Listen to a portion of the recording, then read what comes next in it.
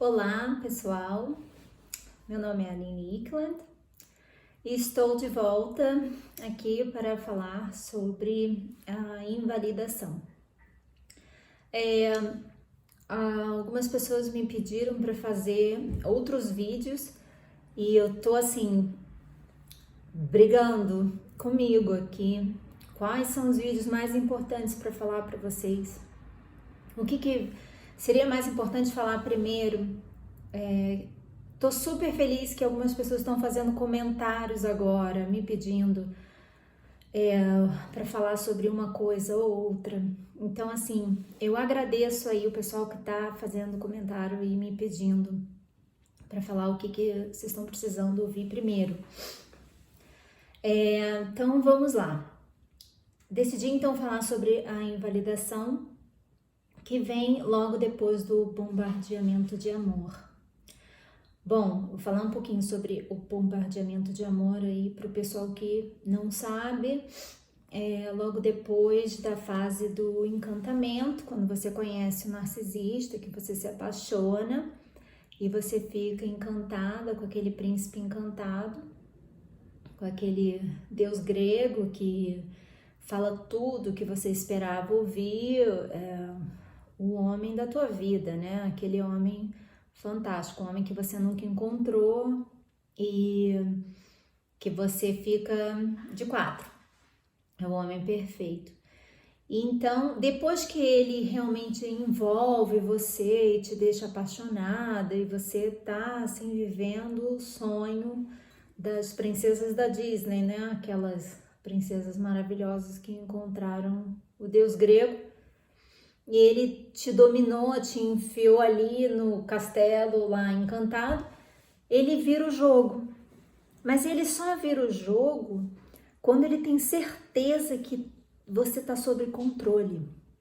Porque uma coisa importante, gente, para dizer para vocês, o narcisista, quando ele procura um empata, ele procura aquela pessoa perfeita. Por quê? Ele procura a pessoa empata porque ele é um cara, vamos falar do homem, tá?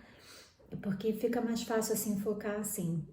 De novo, voltando, existe a mulher narcisista, tá? Mas eu tô focando aqui agora no homem só pra a gente conseguir ficar mais preciso. Ele procura aquela mulher que é frágil, que ela pode ser dominada, que ela tem um bom coração, que ela é uma pessoa generosa, ela é uma pessoa caridosa, ela é uma pessoa boa, ela é uma pessoa que vai dar a ele amor, carinho, atenção, tudo aquilo que ele não recebeu da mãe, né? Da mãe, geralmente da mãe. Então assim, porque ele tá buscando uma pessoa que vai oferecer a ele o que ele não recebeu na infância, porque ele foi abusado, negligenciado, não recebeu dos pais atenção, ou então foi aquele garotinho mimado, chatinho, que os pais fizeram tudo para ele, mas não recebeu amor. Por quê? Houve o abandono afetivo. E eu vou fazer um vídeo sobre o que é o abandono afetivo, porque muitos dos meus seguidores estão meio confusos, porque eu tô colocando muitos posts falando sobre o abandono na infância, a coisa da culpa. Então assim, tá meio confuso, porque eu tô trazendo para vocês explicações sobre os traumas na infância, para explicar o porquê vocês sentem culpa de amar a mãe narcisista, ou sentem culpa de não amá-la, entende?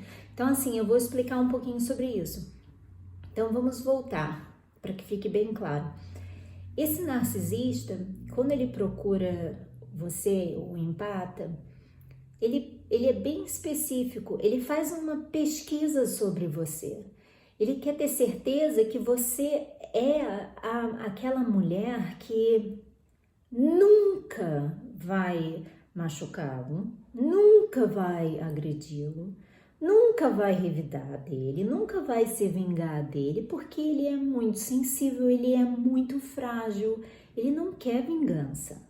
Ele não quer uma pessoa que vai feri-lo, porque ele já foi ferido lá na infância pelos pais, entendeu? Ele já foi ferido por uma mulher que foi a mãe, que abandonou ele, que descartou ele, que deixou ele para viver às vezes com um padrasto ou com outro homem, ou até mesmo com o pai, e o abandonou e deixou ele de canto e foi viver às vezes a carreira dela, ou tem várias explicações para o abandono afetivo. Às vezes assim, deixa a criança de lado e tipo, não dá atenção, vai viver a própria vida. Então ele foi uma criança largada.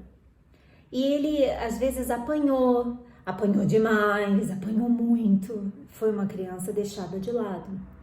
E essa carência dele, ele tá buscando nessa mulher que é você agora. E também vai te punir porque não recebeu essa atenção, né?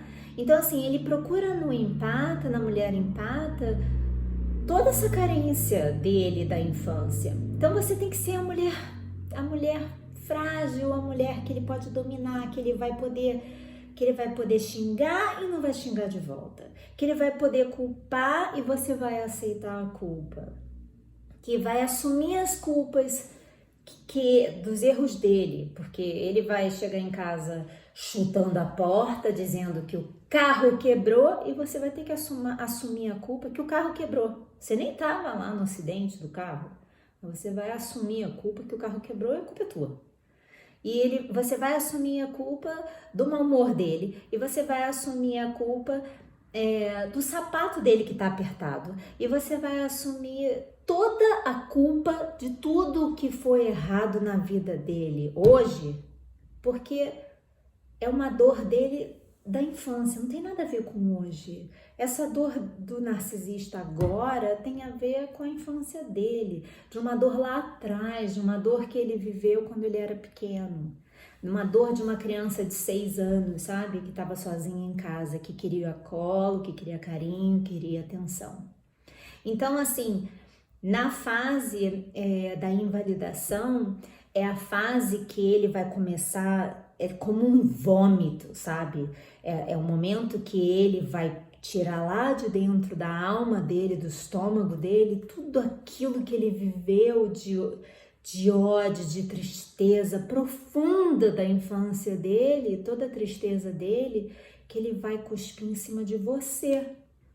Mas ele só vai cuspir em cima de você empata porque ele tem certeza que você não vai revidar. Porque antes ele fez a pesquisa dele certinha lá, antes do bombardeamento de amor, que você era uma pessoa, olha, amorzinho, fofa, linda, querida, doce, gentil, a melhor alma que existia na Terra, porque senão ele não teria te procurado, não teria te escolhido para ser a vítima dele, entendeu?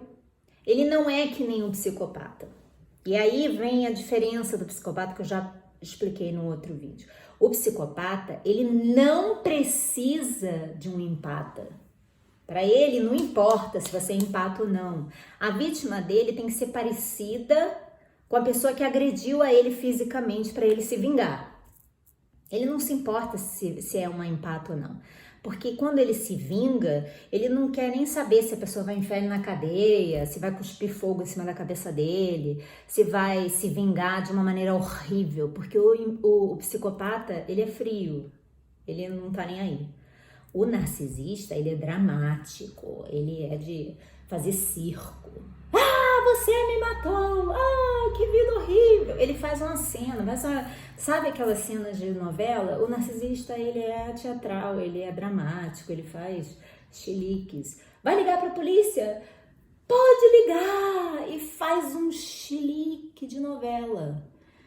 Essa é a diferença do narcisista pro psicopata. O psicopata vai falar, vai ligar pra polícia? Liga. Ou então ele nem responde, porque ele não tem sentimento, ele é frio. Você vai perceber aí, muita gente fala, ele é psicopata, Aline. Você vai perceber se o cara é psicopata, porque ele não vai nem manifestar reação. Ele não tem medo da lei, o psicopata. Ele vai falar, pode chamar, minha filha. Você quer que eu ligue pra você? Ou então ele liga, e aí a polícia vai vir, e aí ele vai falar, me leva. Não vai nem discutir com a polícia, entendeu? Porque ele não tem medo da reação, ele não tem medo de ser punido, ele Ele age, sabe, ele age por impulso, tipo, tá, dane-se. Então vamos voltar. Na fase dessa invalidação, que o narcisista começa a vomitar em cima de você tudo que aconteceu de errado na vida dele, é exatamente isso, é a fase que ele tem a chance de punir você de tudo que aconteceu de ruim no passado dele, da infância dele, entendeu? E aí que acontece o abuso emocional, que eu expliquei lá no Instagram, não sei quem me segue no Instagram, vai ver que eu fiz vários posts sobre o abuso emocional, que é o gaslighting, que ele começa a fazer de várias maneiras, né? Ele começa a fazer com que a vítima comece a se sentir louca, porque tem várias fases, né? Ele começa a fazer com que a pessoa duvide se ela tá ficando maluca, se não tá. Porque ele faz vários jogos de manipulação com uma mulher, entendeu? Faz com que ela se sinta... Ele começa a destruir a autoestima da mulher, entendeu? Ele quer que você assuma os erros dele, ele começa a te humilhar na frente das pessoas, ele te humilha direto, assim, para que você comece a se sentir como ele se sentiu quando era criança, entendeu? É uma punição, ele precisa punir alguém pelo que ele já sentiu antigamente. Então, é insultos, a sua imagem vai te chamar de gorda, vai te chamar de feia. Se você acabou de ter um filho, então ele vai aproveitar que vai te destruir, vai dizer que você tá baranga, que você tá feia, que você tá gorda, que você tá... Bom, aí vai fazer uma lavagem cerebral também. Muitas vezes evita que você vá ao médico, para ter mais domínio sobre você e a sua vida, evita que você estude, que você trabalhe, porque se você não trabalha, você não tem dinheiro. Aí ele te controla. Sem dinheiro você vai fazer o quê? Você não vai lugar nenhum, né? Aí você não tem seu carro, aí você não pode sair, e aí te tira do contato com seus amigos, afasta a tua família, e aí você não tem ninguém, você vive o controle dele, você vive para ele exclusivamente, o tempo inteiro. E aí fica muito mais fácil essa manipulação dele, entendeu? Porque você se sente completamente sozinho. Você quer perguntar para alguém se você tá louca nos seus pensamentos, você vai perguntar para quem? Você não vai perguntar para ninguém, porque você não tem ninguém mais, né? Você se isolou do mundo, porque ele fez isso, ele fez essa manipulação de louco. Porque quando ele é criança, ele não tem quem perguntar, vai perguntar para quem? Se ele só tem pai e mãe, vai perguntar para um amiguinho da escola? O amiguinho da escola vai virar para ele e falar, o quê? Não vai entender nada, né? Então ele quer que você viva o que ele viveu naquela idade de 6 anos, né? Ele quer trazer você para viver aquela situação da infância. É uma coisa meio de maluco, gente. Mas ele não é maluco, ele só tá querendo, de uma maneira meio doente, sem ser doença, fazer com que você viva o que ele viveu. É uma maneira de punir você, entende? É meio doido. Então ele fica buscando controle, e é isso, essa coisa do controle da vítima. Ele quer controlar a sua vida, quer controlar o que você faz, quer controlar os seus pensamentos, porque vai fazer parte depois do descarte, porque é o que vai vir em seguida. Então ele proíbe você de estudar, proíbe você de trabalhar, controla o seu dinheiro, aí ele vai começar a dizer que não te ama mais, muitas vezes vai dizer que você faz tudo errado, vai te chamar de burra, deixa eu ver, mas que... Bom, vai começar a ferir o seu ego, vai destruir a sua autoestima, você não vai saber mais se você tá certa, você não vai saber mais se você tá errada, você não vai saber... Você vai começar a se sentir vazia, e essa sensação... Você já não mais se encontrar, não saber mais o que você deve fazer, você começa a ficar agarrada a ele, entende? Tipo, o que você tem? Você só tem ele. Então você começa, tipo, a assumir os erros dele, a fazer tudo pra ele, tipo, o que você quer então? Eu faço. Então, bom ou ruim, você começa a fazer mais pra ele. Então você começa a mimá-lo mais, é isso que ele quer mais e mais atenção, ele quer a atenção que ele não tinha quando ele era criança, então ele fica meio que te manipulando, entende? Ele vai ficando cada vez mais assim, ele começa a curtir isso, tipo, nossa, olha que legal, eu não tive isso quando eu era criança, então agora eu tenho um cachorrinho que vai fazer tudo que eu quero pra mim. E você começa a ficar meio louca com isso, entende? Você começa a ficar estressada, você começa a ficar irritada. E aí você começa meio que empurrar ele, você começa meio que a não querer ele mais, você entende? E isso meio que induz a ele a entrar na fase de querer, ele meio que faz com que você force ele a te descartar. Olha só que coisa de doido. Porque você fica de saco cheio dessa situação, então você começa a ficar, tá bom, faz o que você quiser da tua vida. Chega um momento que você faz isso, aí ele fica, bom, já que ela não me quer mais, aí ele começa a procurar a próxima vítima. E nesse momento que ele começa a procurar a próxima vítima, que é procurar o próximo suprimento, ele já começa a preparar o campo dele para pular para a próxima, enquanto tá ali te deixando em banho-maria, continua a te maltratar, porque ele só te maltrata quando ele já começa meio que engatilhar próximo, porque ele não pula de barco sem ter uma garantida, ele não fica sozinho. Imagina que ele vai ficar sozinho pra quê? Ele morre de medo de ficar sozinho. E outra, quando ele sai da relação, depois eu vou falar no descarte, ele não pode, porque uma das minhas clientes me perguntou, nossa Aline, a mulher que ele arrumou não tinha nada a ver com as coisas que ele gostava, era uma baranga, uma mulher esquisita, meio burra, ele gosta de mulher inteligente, era um narcisista cerebral. Aí eu falei assim, eu expliquei, falei assim, ele não necessariamente ele procura uma mulher de qualidade, um suprimento de qualidade. Esse segundo suprimento, que não é, você é o primeiro, né? Você é o suprimento principal. Esse segundo suprimento, às vezes é só um suprimento para o sexo, é só um suprimento qualquer.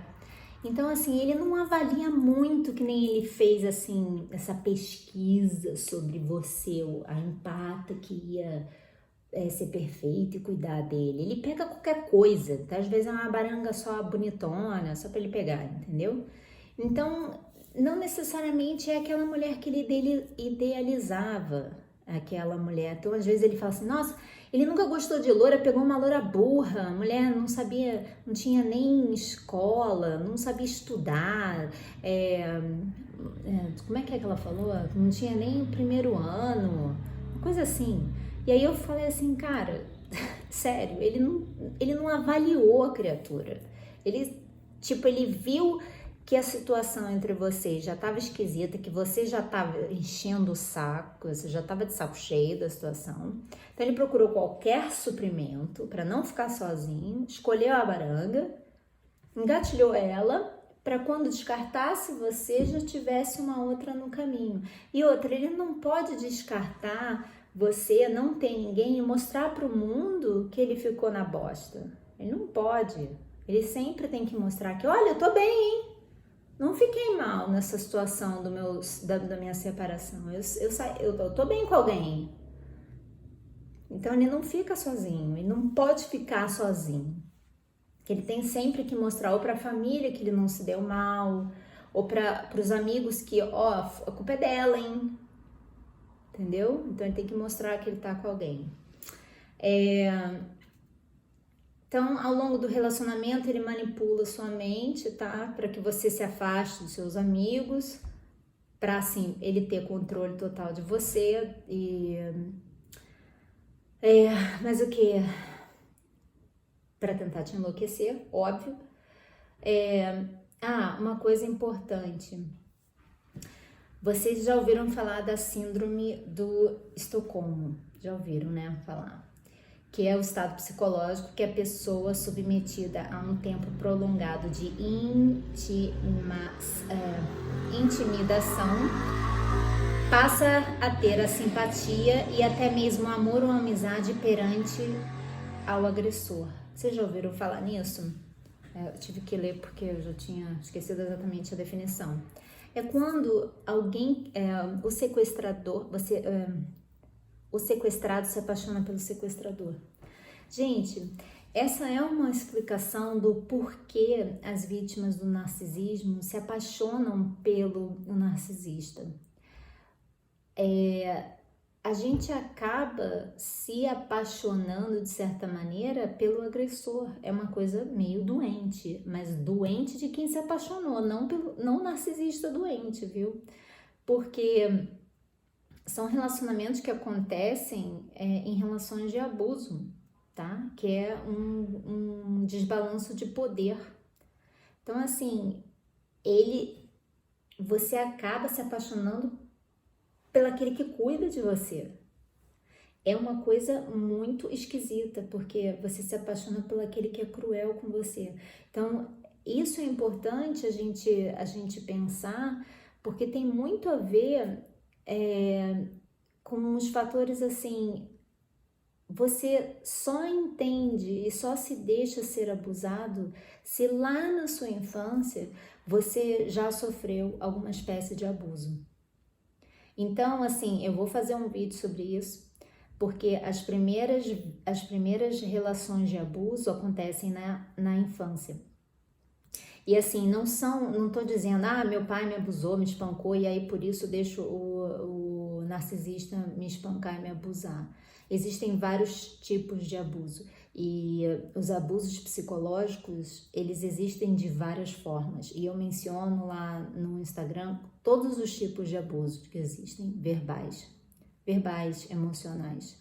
E se lá na infância os seus pais estipularam que era ok que na sua família você vivenciasse aquele tipo de abuso, você automaticamente aceita ser abusado na sua fase adulta por um homem ou por uma mulher. Entende? Então, me perguntaram, então como eu termino esse ciclo? Reprogramando as suas crenças, porque isso é uma crença. Você acredita porque pai e mãe mostraram para você que que era aceitável ser abusado. Então, reprogramando, mostrando ao seu cérebro que não é certo, você explica ao seu cérebro que não pode, que não é certo, e aí você começa a entender que os próximos homens, os próximos relacionamentos, você não vai mais aceitar, que não é mais saudável, que não é bom para você. E aí você começa a reconhecer nos próximos relacionamentos, quando uma pessoa se aproxima de você e te agride verbalmente ou te humilha, você já bloqueia e fala, não é para mim, não vou aceitar, não, você não é para minha vida, tchau, obrigada. E começa só a se relacionar com pessoas que te tratam com respeito. Então, assim, tem várias coisas, assim, que eu tenho que relatar para vocês, é muita coisa, porque é muito material de estudo, é muita pesquisa, muita coisa, assim, que é muito material que eu estudei, que eu guardei, que eu tô tentando explicar para vocês lá no Instagram. Mas eu espero que, assim, esse vídeo tenha esclarecido algumas coisas. Se vocês tiverem alguma dúvida, escrevam aí, comentem. Por favor, deixem os comentários, são importantes para mim saber como vocês estão reagindo aí, o que vocês estão passando. Coloquem as experiências de vocês aí nos comentários, escrevam. E se inscrevam também no canal, compartilhem com as pessoas que vocês acham que possa ajudar. Tem ajudado muito, muito, muito a participação de vocês. Eu agradeço muito todos os comentários, vocês têm sido lindos aí, nossa, cada coisa aí que eu recebo, muito linda, eu agradeço imensamente todo o carinho de vocês. E continuem deixando aí, por favor, gente, os comentários que vocês têm, as perguntas, as dúvidas, porque me ajuda muito no meu material de pesquisa, tá bom? E se vocês curtiram o vídeo, deixa aí a sua curtida e eu vou aí me programando para ver quais são os próximos vídeos que vocês têm interesse, tá bom? Um beijo para vocês.